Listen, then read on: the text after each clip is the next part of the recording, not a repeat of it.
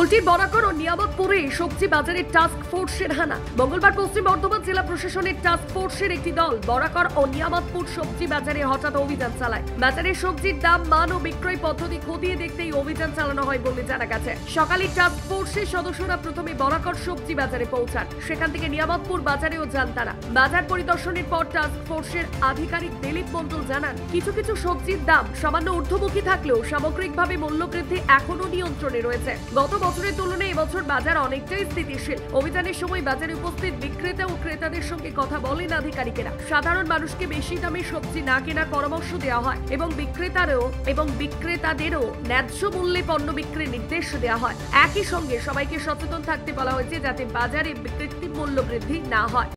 আজকে আমরা দুটো মার্কেট ভিজিটের জন্য বেরিয়েছি। তো প্রথম বোরাকর করলাম, ওখানে টুকটাক এদিক ওদিক দেখলাম, কিছু জিনিস কিছু খামতি আছে সেগুলো আমরা চেক করলাম। তবে প্রাইস জুলাই মাসে যেটা থাকে সেটা খুব বেশি নেই। গত বছর প্রচণ্ড বেশি দাম ছিল, এবছর একটু কম আছে। তো এখানে আমরা এখন এই নিয়ামতপুর বাজারে ভিজিট করছি, কিছু সবজির দোকান টোকান দেখলাম। তো ব্যবসাদারদেরকে যে ওজনের যে মেশিন আর কি, ওয়েইং ব্যালেন্স, এগুলো নিয়ে একটু আমার মনে হয় সচেতনতা দরকার।